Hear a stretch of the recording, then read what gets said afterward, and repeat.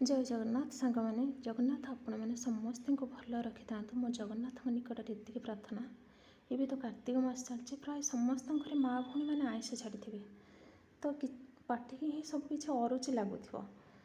तो ये गोटे बहुत सिंपल रेसिपी बनैकी आपको देखी जोटा कि आपने घर प्रस्तुत कर खाईपर। ये गोटे ओ नहीं आसी या चोपा छड़ी पानी भिजई देती नचेत ओ ही कला पड़ जा।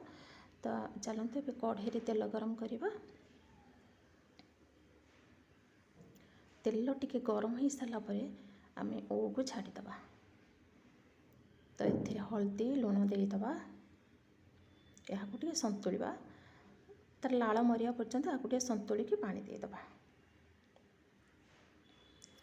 तो मु पूर्व चाउल पिठो बाटी देइथिली नढ़िया कर देइथिली।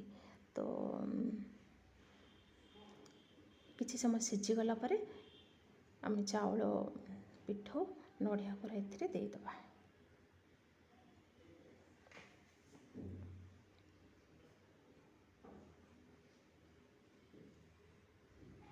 ताको भलसे गोलई दबा।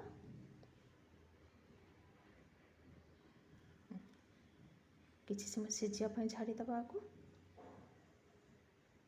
देखो केमती आमर बहलिया हो जाइए। ओ कांची केमती बहलिया बहलिया हो जाइए। पिठो आ नढ़िया रसरे आमर कांची केमती बहलिया हो जाइए। बहुत ही टेस्ट लगे खायापी आपण मानू। तो आम ए कढ़े गरम कर तेल दबा।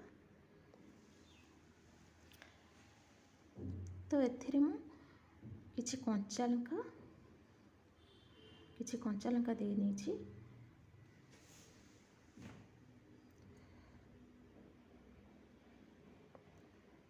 कंचा लंका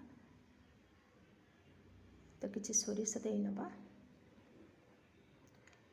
सोरिष दे नबा। सोरिष टिके हो गला परे हम एथिरे रसुण छाड़ीदे।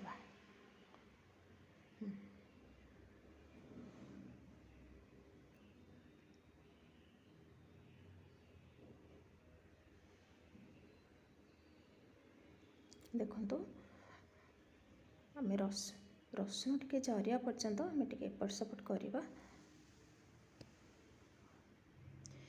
रसुण को भलसे जारीदे। आम